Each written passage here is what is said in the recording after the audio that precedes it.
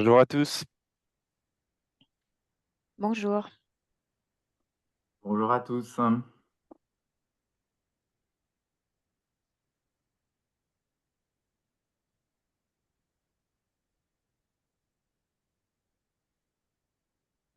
Bonjour. On va attendre 1 ou 2 minutes le temps que tout le monde arrive.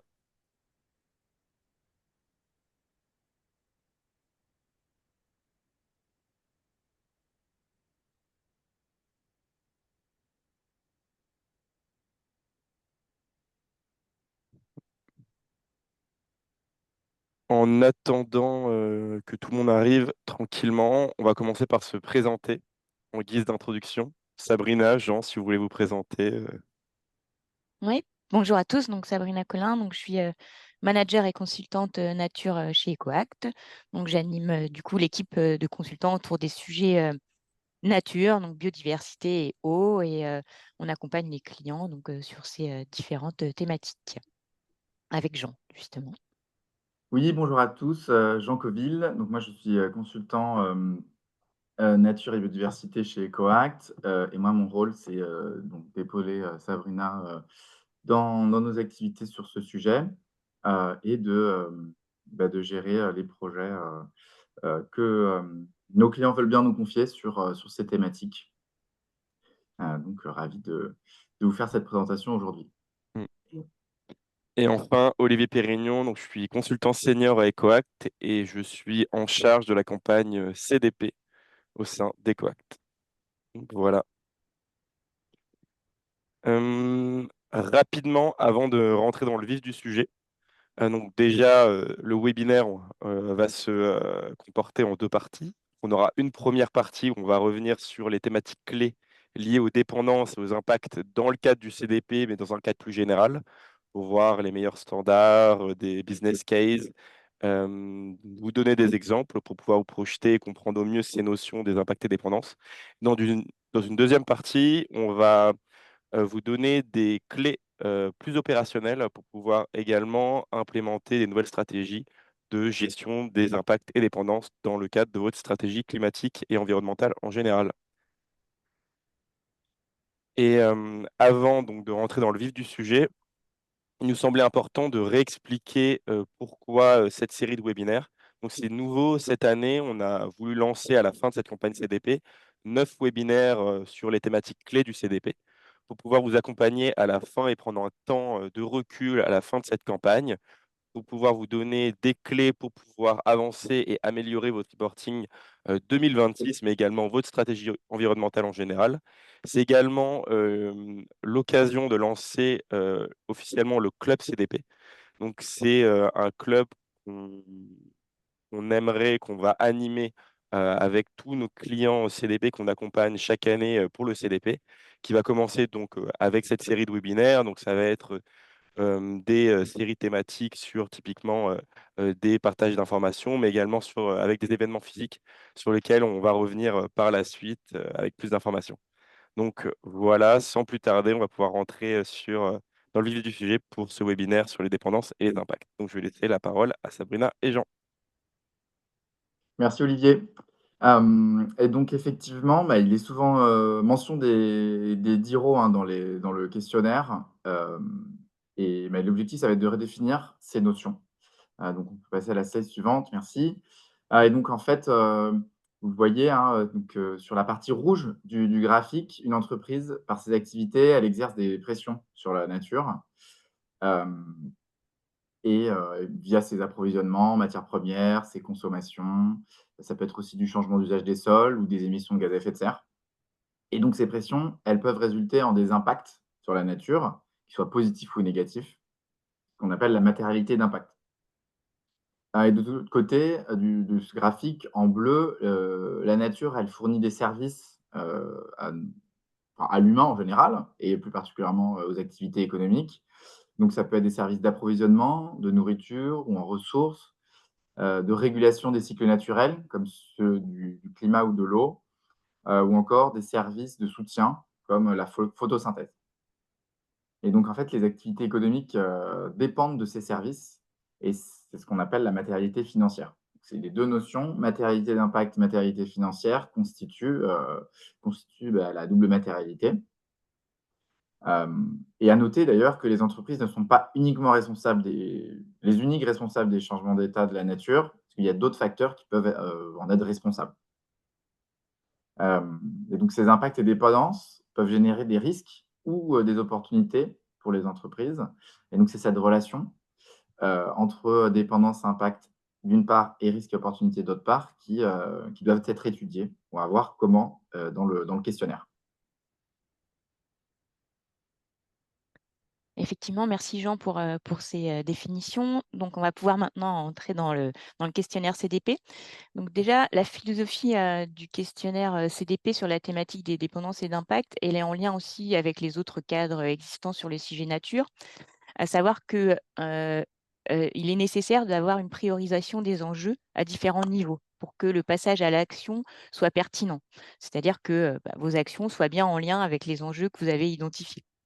Et également, un point important qu'on va retrouver dans une question notamment, c'est de faire, le lien entre, les différentes thématiques, donc forêt, climat et biodiversité, eau, pour avoir une vision holistique des sujets nature et les traiter, le moins possible en silo. Donc chacune de ces étapes, elle se retrouve dans le questionnaire, CDP, dans les différents modules et on verra dans les slides dédiés, on vous remettra les numéros des questions pour que vous vous y retrouviez. Et vous verrez aussi qu'il y a certaines questions qui portent uniquement sur les dépendances et impacts et il y en a d'autres qui sont, globales sur les DIRO, sur, les 4 volets. Et également, nous, ce qu'on a pu, voir, chez nos clients, c'est que ces sujets sont pas tous matures, ils sont pas tous au même niveau de maturité et que notamment le sujet, par exemple, des dépendances est, un sujet qui est, traité peut-être d'une façon un peu moins mature que les autres sujets et qu'il y a aussi, le sujet, dans les thématiques. La thématique biodiversité est moins mature que la thématique climat, quand on parle, de DIRO. Donc, quand on parle de priorisation, le CDP, il demande une priorisation à 3 niveaux, en fait. Un premier niveau de priorisation, au niveau de la chaîne de valeur. Donc, quelles sont les activités de ma chaîne de valeur qui ont le plus d'impact ou qui sont le plus dépendantes à la nature? Donc, c'est la première priorisation. Une priorisation au niveau des sites, donc local, puisque quand on parle de nature, c'est important de parler de local et pas uniquement d'avoir une vision globale. Et là, c'est quels sont les sites qui sont proches de zones sensibles, pour la biodiversité ou les sites qui vont avoir le plus d'impact ou de dépendance, vis-à-vis de la nature. Et le troisième niveau, c'est, une priorisation des fournisseurs, puisque du coup, il y a toute une partie du questionnaire qui est orientée fournisseurs et le CDP va vous demander de prioriser vos fournisseurs en fonction des impacts et dépendances, à la nature. Donc il faut avoir aussi en tête que cette priorisation, elle va servir de donnée d'entrée, aux différentes analyses, de risques et opportunités, hein. Donc c'est vraiment la première étape pour ensuite, pouvoir analyser, les risques et opportunités.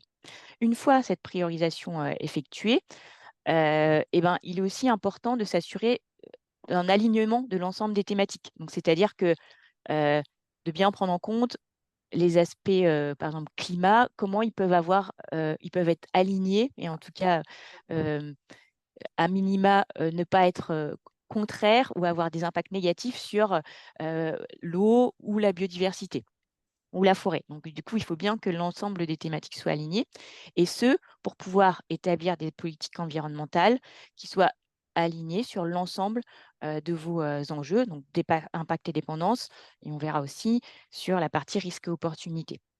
Donc voilà un petit peu pour, le process qui est demandé par le CDP.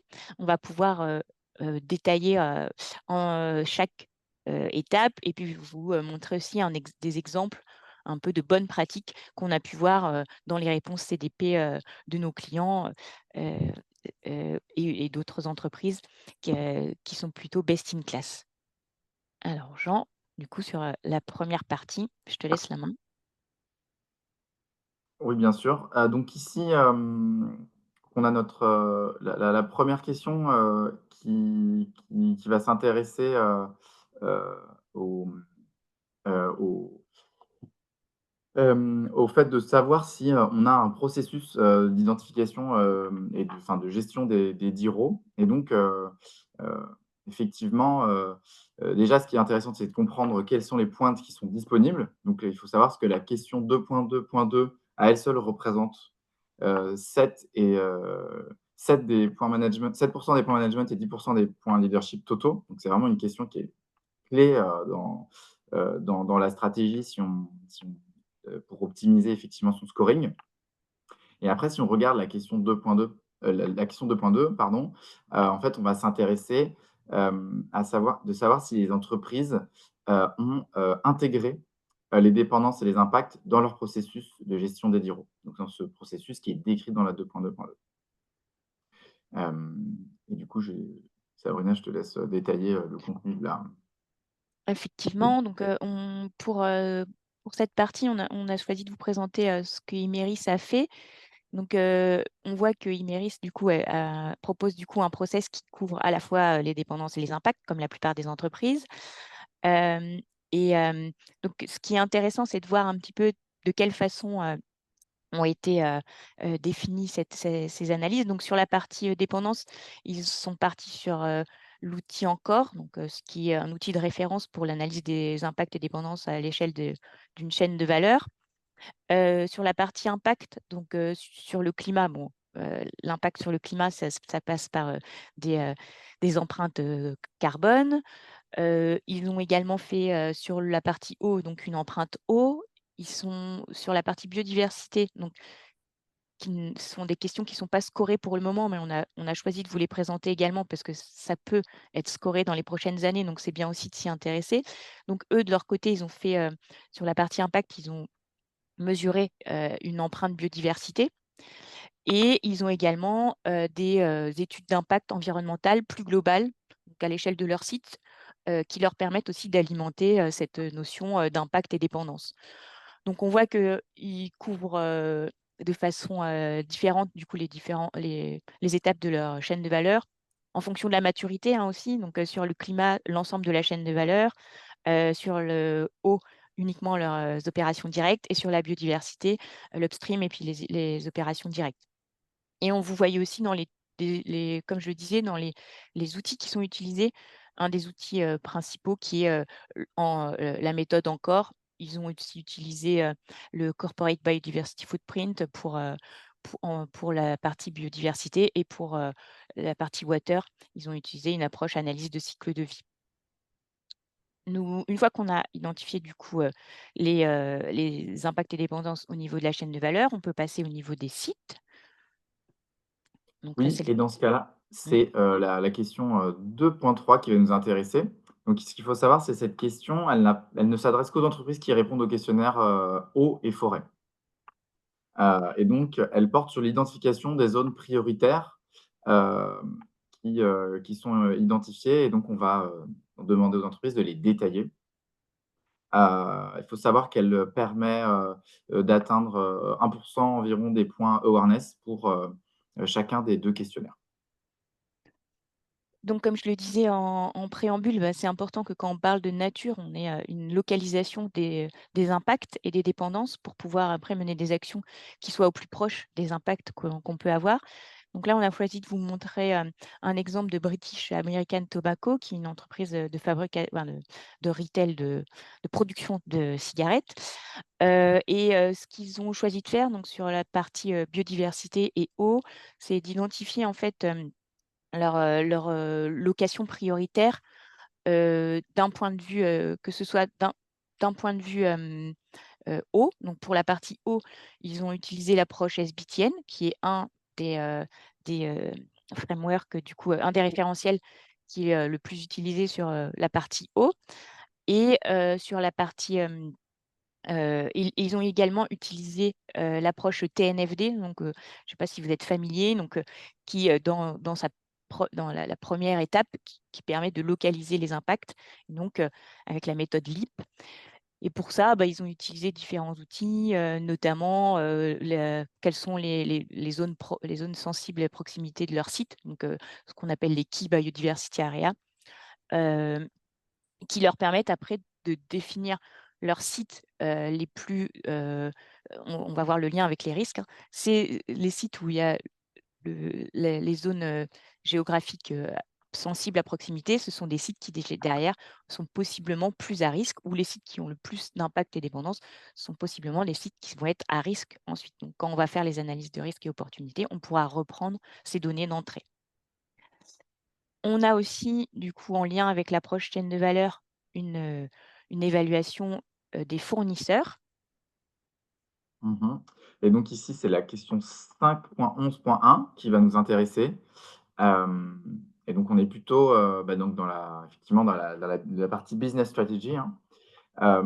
Et on va interroger ici les entreprises pour savoir si elles évaluent ou classent leurs fournisseurs en fonction de leur dépendance et ou de leur impact sur l'environnement. Donc ça représente, 2 des points de plan de management sur le questionnaire climat. Et parmi le panel interrogé, donc sur le climat, on a 52 des entreprises qui disent évaluer, les dépendances et ou les impacts de leurs fournisseurs et ainsi les classifier à travers ces données. Hem Et 39 qui prévoient de le faire d'ici 2 ans maximum. Donc sur forêt, le questionnaire enfin et sur forêt et water, les proportions sont à peu près pareilles. On est autour de 56 pour les entreprises qui disent évaluer, les dépendances et les impacts de leurs fournisseurs. 53 pour, la partie water. Et sur cette thématique, on va vous présenter du coup la bonne pratique, les bonnes pratiques de Danone. Donc c'est un sujet qui n'est pas forcément évident, hein, de pouvoir bien, identifier les impacts et dépendances, sur sa chaîne de valeur de ses fournisseurs parce que, comme je le disais, il faut c'est important, c'est intéressant en tout cas d'avoir une localisation de ses fournisseurs, donc une bonne traçabilité de sa chaîne de valeur, et ce qui est pas toujours le cas pour l'ensemble de ses fournisseurs. Donc et on veut donc ça c'est aussi, je pense, une des difficultés. C'est pourquoi, à mon avis, seule la moitié, des entreprises, ont réussi, à répondre «oui» à cette question. Donc Danone, du coup, sur la partie, climat, a fait, du coup, une mesure d'empreinte, bien évidemment, et elle sur son scope 3, s'est aperçue que, du coup, ces émissions étaient principalement dues aux fournisseurs de lait. Donc les impacts, sur le climat sont principalement dus, à la filière lait. Et donc derrière, ce qu'ils ont, mis en place, ils ont mis en place du coup, des engagements contractuels. Donc actuellement, il y a 30 des volumes, qui sont couverts par des engagements contractuels de réduction des émissions. Donc c'est-à-dire qu'ils intègrent du coup dans leur contrat une réduction des émissions, sur la partie, lait. Sur la partie forêt, donc les impacts sont, essentiellement liés à des commodités qui peuvent avoir, du coup, un impact sur la déforestation.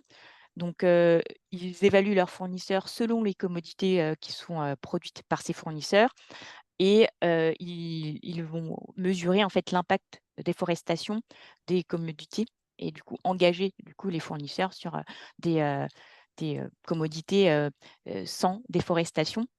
Et ils ont à côté un monitoring satellite pour, évaluer les impacts en réel, donc sur certaines, commodités à risque. Donc là, au niveau, du plus, amont de la chaîne de valeur. Sur la partie eau, ils ont, également fait une empreinte eau des fournisseurs. Ils ont fait un classement des ingrédients, donc ils ont fait un classement couplé, ingrédients pays, pour savoir, quels étaient, les, ingrédients les plus impactants sur l'eau, et aussi ceux qui ont le plus de dépendance à l'eau, puisque, les 2 représentent un risque business derrière pour l'activité. Et donc ils ont fait un classement, en fait, des 20 ingrédients les plus à risque, les plus impactants, heu, avec une localisation, pour du coup, hem, derrière mener des actions, ciblées sur ces fournisseurs. Mais, ils ont pas mal d'actions, notamment au Maroc, avec leurs fournisseurs, du coup, au niveau, du Maroc, puisqu'il y a une dépendance à l'eau importante et un manque de ressources, dans ce pays. Donc ça, c'est une fois on a maintenant, pu, identifier les dépendances et les impacts les plus importants à différents niveaux, on va pouvoir maintenant voir la partie interconnexion. Oui, tout à fait et donc là, on va s'intéresser, à la question 2.2.7. L'idée effectivement, c'est que les entreprises doivent détailler, les alignements, les synergies, les contributions, voire les compromis qu'elles auraient, identifiés ou qui existent entre ces thématiques environnementales. Bien souvent, c'est entre la thématique climat et les thématiques, nature, donc heu eau, forêt, biodiversité, notamment. Et donc on a, 2 des points management qui sont concernés par cette question et on a, 70 des entreprises, répondantes du panel, sur le questionnaire climat qui assurent, évaluer, les interconnexions entre effectivement, ces thématiques environnementales sur le sujet des DIRO. Et Bell est un bon exemple, en fait, de prise en compte de ces interconnexions parce qu'en fait, leur démarche environnementale, elle se base sur les limites planétaires et donc qui est une approche qui est très holistique et qui prend en compte les différentes thématiques, le changement climatique, l'érosion de la biodiversité, les cycles de l'azote et du phosphore, le changement d'utilisation des sols, l'utilisation de l'eau, donc vraiment, l'ensemble des limites, planétaires et qui leur permet en fait, d'avoir, sur la base de leur, évaluation de double matérialité, ils vont adresser l'ensemble des thématiques environnementales. Ensuite, ils priori ils priorisent du coup, selon les limites planétaires et ils ont mis en place aussi une gouvernance qui va permettre de s'assurer que l'ensemble, des thématiques environnementales et des enjeux, sont bien, couverts tout au long de la chaîne de valeur, mais aussi ne sont pas incohérents. Et heu et également, essayer de pousser des co-bénéfices dans la partie action. Donc par exemple, ils sont, fortement, ils ont besoin de sols sains, ils savent et des sols sains, ils ont de nombreux, effets positifs sur le cycle de l'eau, sur le stockage du carbone et sur la biodiversité. Donc finalement, en menant des actions pour, restaurer, un sol de qualité, derrière, il va y avoir des co-bénéfices qui vont être multiples sur, leurs différents, enjeux environnementaux et ça, c'est bien pris en compte et c'est mesuré de cette façon-là. Par exemple aussi, sur la partie, climat, la réduction des émissions, de CO2 et la lutte contre la déforestation, ils vont avoir, un effet, sur le bon fonctionnement du cycle de l'eau et donc ils vont, heu, améliorer du coup la partie, biodiversité.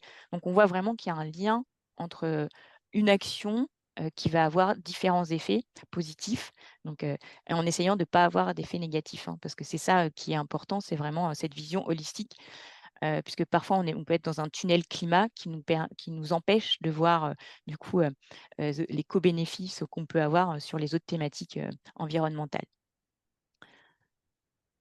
Et le dernier point, bah, c'est une fois qu'on a fait tout ça, qu'on s'est mis, qu'on on va pouvoir, mettre en place, des politiques environnementales.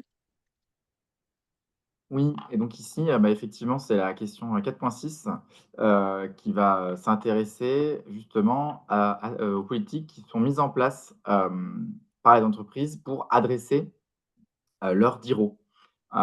Donc celles-ci doivent être, disponibles publiquement. Les politiques doivent couvrir, l'ensemble des activités de l'entreprise et sa chaîne de valeur quand pertinent et surtout être alignées avec les traités, environnementaux, à l'échelle, mondiale. Donc ça représente, 2 des points management et 1 des points leadership totaux pour, le questionnaire, climat. Donc effectivement, donc là, on a pris l'exemple de Michelin qui, le s la partie politique, elle est globalement assez bien couverte sur le CDP. Après, il y a quand même des nouveautés, donc il faut, toujours être en veille sur ces sujets-là. Les accords de Paris pour le climat, on connaît, c'est quelque chose qui est maintenant, bien en place. Il y a l'ODD, numéro 6 sur, l'eau, c'est pareil, c'est quelque chose qui est plutôt bien couvert.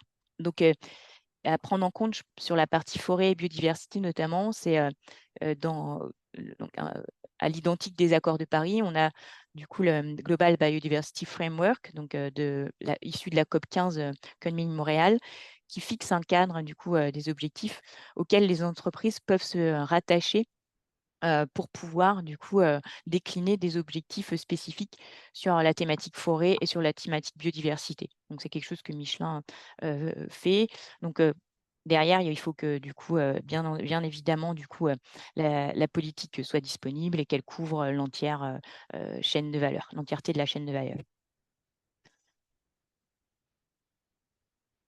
Donc voilà un peu sur la partie présentation des questions en lien avec les dépendances et les impacts dans le CDP. Donc vous avez vu qu'il y a pas mal de choses qui sont liées, qui ne sont pas uniquement centrées sur impact et dépendance, mais qui sont plus globales et qui font le lien aussi avec les risques et opportunités. Donc ce qu'on vous propose, c'est comment aller plus loin sur cette thématique.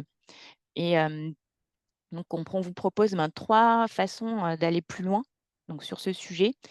Donc, ce qu'on s'aperçoit souvent quand on accompagne des clients, c'est que parfois, on a des analyses de risques qui existent, donc notamment des analyses de risques climatiques qui sont assez bien faites, mais il manque du coup une brique impact et dépendance. Donc, la brique impact et dépendance, elle n'est pas forcément en place, ou en tout cas, elle ne couvre pas forcément l'ensemble des exigences du CDP. Donc, c'est vraiment pouvoir prioriser ces impacts et dépendances pour le passage à l'action. Donc, pour ça, du coup, on peut déjà évaluer les impacts et dépendances le long de la chaîne de valeur. On va prioriser ensuite les différents challenges que vous allez avoir à relever pour pouvoir ensuite passer à l'action.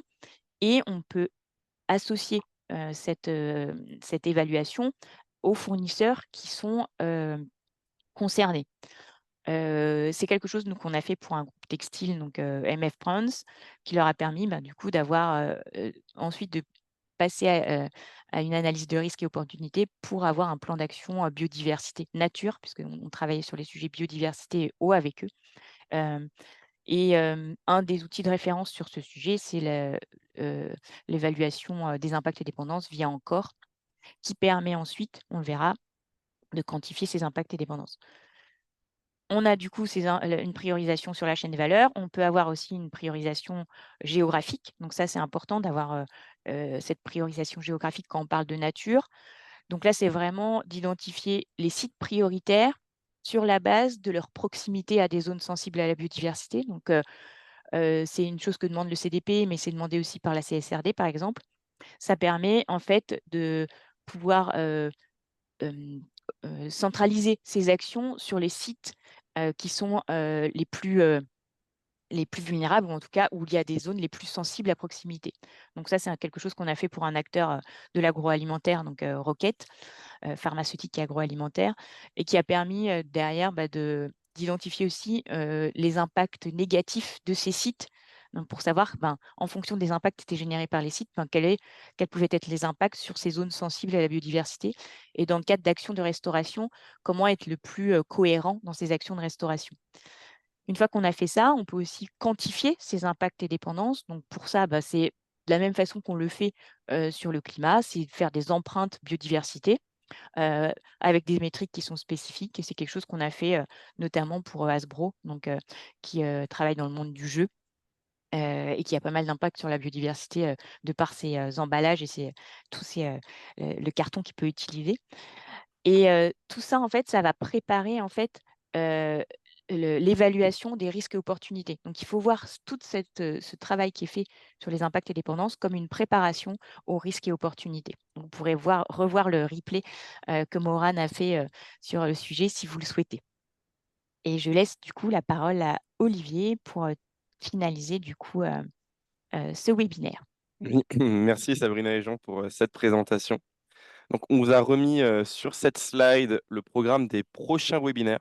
Donc, on est déjà au 3e webinaire. Tous les webinaires précédents sont enregistrés et disponibles sur la plateforme.